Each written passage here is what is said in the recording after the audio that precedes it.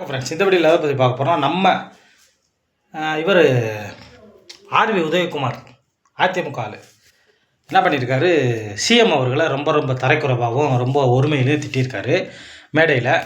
அதாவது இவங்க பேசுனா கண்டென்ட் ஆயிரும்னு பேசுகிறாங்களா, இல்லை நம்மளை பற்றி பேசிக்கிட்டே இருக்குன்னு பேசுகிறாங்களா, இல்லை ஒரு மேடையோ மைக்கோ கிடச்சதுக்கப்புறம் ஏதாவது உளறி தொலைவோன்னு பேசுகிறாங்களான்னு ஒன்றும் புரிய மாட்டேங்குது. அதாவது ஒரு சிஎம்மை இந்த அளவுக்கு நம்ம பேசுகிறோமே, கொஞ்சம் கூட பயம் இல்லை, அதான் எதுவும் பண்ணிட மாட்டாங்கன்ற பயம் இது இல்லை. அதாவது பேசின பேச்சுக்கு குஜிலி மஸ்து பண்ணி உட்கார வச்சதுக்கப்புறம் ஐயப்போ ஏன் பேசணும், எதுக்கு எடுத்துன்னு உளறுவாங்கன்னு நினைக்கிறேன். ஏன்னா பேசுறதுக்கு முன்னாடி ஒவ்வொருத்தரும் அதை பற்றி யோசிக்க மாட்டேன், பேசி முடிச்சதுக்கப்புறம் தான் இதெல்லாம் பண்ணிக்கிட்டு இருக்காங்க. இன்னொரு விஷயம், உனக்கு இதில் இவர் சட்டசபையில் அந்த பையனை அப்போயே முடிச்சு விட சொல்லியிருந்தேன் அப்படின்னு சொல்லி பேசிட்டு இருக்காப்புல.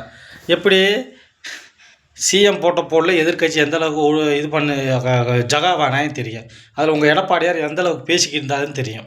இது ரசித்து பார்த்துக்கிருந்தாப்புலன்னு தெரியும். அதை விட்டுட்டு பேசாமல் அங்கே முடிச்சு ரொம்ப என்ன பெரிய நீங்கள் பெரிய லாடு மாதிரி பேசி திரியிற.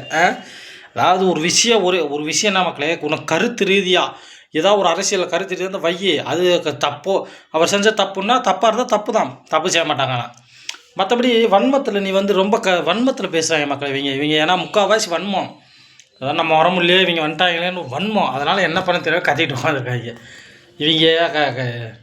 இந்த ஆள் பேசின பேச்சுக்கு இவருக்கு ஏதாவது ஒரு குஜில் மஸ்த் பண்ணி ஆகணும். ஓகே மக்கள், அடுத்த வீடியோவில் பார்ப்போம் மீண்டும்.